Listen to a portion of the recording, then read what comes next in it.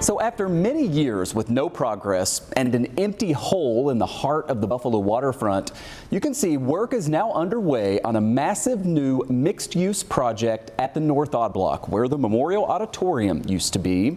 But there are new questions about the public cost of that construction in the forms of subsidies and tax breaks.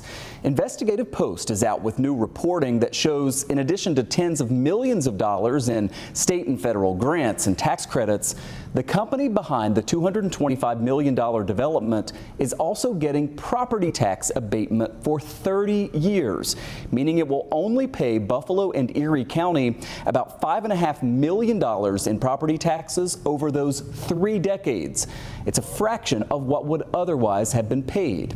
Now, the state says, look at what's coming. Yes, it's a big subsidy, but this is what you're going to get instead of just a hole in the ground. I talked a short time ago with the president of the Erie Canal Harbor Development Corporation. Bottom line to all of this, even with these generous subsidies and maybe the controversy that goes with that, you say that this is a net positive for Buffalo, for Canal Side, for Western New York. It is. It is a positive project. We started this process back in 2022. We've done some evaluations. We got to the point to make sure this is a good, steady project, a developer that has the experience to make this come to fruition. And in the end, we're bringing residential units downtown. We're bringing commercial space. We're going to have a great public plaza that Penrose is building that allows people to enjoy the canal, to enjoy Canal Side from a whole different view. It's just, I think that it's going to be a great experience, and we're very excited about this project and looking forward to its completion in the next couple of years. And J. Dale Shoemaker joins us live here tonight, reporter with Investigative Post. I know you've been following this one closely. We're always discussing these different tax breaks and subsidies, and this is a big one. We're going to talk about some of the specifics of that in just a moment. But in terms of this pilot program, it's payments in lieu of taxes. Basically, for 30 years, the developer here is not going to pay normal property taxes. They're going to do these payments instead. It adds up to only $5.5 million for Buffalo and Erie County. What is the reaction to that, and the fact that a lot of people sort of didn't know about that until you published this morning? Well, there's some opposition that is growing to this project. I mean, for example, you have a group of local developers who, some might say they're sour grapes about this, but they are saying, hey, wait a minute, if we knew that there was going to be this level of subsidies applied to this project, the state should rebid this out. This was not the original deal that was offered on the table. The other thing I would note there's a couple unusual things about this deal that I think are worth noting. Property tax abatements, pilots, those are not, unusual in Buffalo. There's lots of developers that get them. Anything you've seen built in downtown or renovated in downtown probably has a property tax break. The thing here, though, is that those deals tend to be for a decade to 15 years. The Erie County IDA, they give out property tax breaks for 5 to 10 years. The city has a pretty popular program that's around 12 years, and then the city has deals that go up to 15 years. In this case, however, the state of New York, the local administration, deliberately wrote in a memo, the city cannot do a deal longer than 15 years, so we're going to come in and trump them and say 30 years.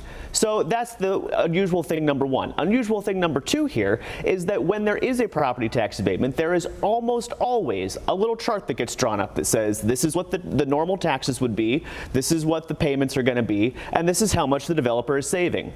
That is standard. The Erie County IDA does that, the city of Buffalo does that, everybody who issues a property tax abatement does that. Empire State Development, however, says we don't do that. That's just not something we do, which is frankly crazy. And part of that is it's very unusual for Empire State Development to be doing this pilot thing, period, right? But they did it because they wanted the 30 years. And I would note, the other thing we reported in our story is that this abatement was signed 6 days after the developer, the senior vice president for Penrose, Dylan Salmons, after he donated $3,000 to the re-election campaign of Kathy Hochul. Now, we don't know anything besides the dates there, the July 11th donation and the July 17th signing off on this agreement, but we do note the timing. Let me ask you about this big picture, because I want to put up on the screen here and show everybody the full breakdown of all the different subsidies and tax credits. And I apologize, that top one there got a little bit messed up on us, but it's basically $65 million in direct payments to the developer. Then the rest of these, you see federal and state low-income housing tax credits. Those add up to another $65 million, $12 million from New York Rush, $10 million New York Works Economic Development Fund, $2.5 million Regional Council Capital Capital Fund program, and then brownfield tax credits that could go up to $20 million. I asked about all of this again to Mark Wendell when we spoke shortly. Would you argue that in the absence of all of these subsidies, including this pilot, that no private developer was going to come in and do this? It is a very difficult. We've seen some projects, a lot of projects have stalled. And so we are looking at these projects now that need some assistance to get things going. And we think in the long run, this is better for our community to have buildings there that they can go to and support and even live in than just have a hole in the ground. Than just have a hole in the ground. I think it's a pretty compelling argument. And look, I sort of see both sides of this, but they're saying we put this out to bid, there wasn't a lot of interest, we had to do these massive subsidies to get something done there after all these years of waiting. What do we make of that? Two things I would note here. Number one is you have now a group of developers who are coming out in opposition to this who say, like I mentioned earlier, if we had known this level of subsidy was going to be available, you might have had more bids on this thing. That's point number one. You do have local developers who are trying to make that argument to the Hochul administration now that this thing should have been this should have been bid out again. The second thing here, however, is that this thing has been, I would note the Tesla project, quite frankly, here, is that's another project that the state put a lot of money into, and then they leased it to the company. Mm-hmm.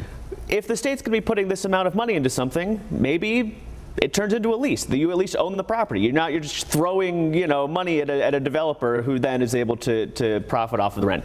Things out there for consideration. The other thing I would note on the subsidies here is that a lot of this money is coming in the form of a loan from the state government. So it's not necessarily direct cash subsidy, although there is certainly some, some direct cash involved here. The benefit there, however, is that you're beating the commercial lending market. These developers locally, part of why we don't see so much building downtown is that these developers can't go to a bank and say, give me a construction loan. The interest rates are too high. You'll hear that costs are going up, interest rates are going up, it's way too expensive to build anything.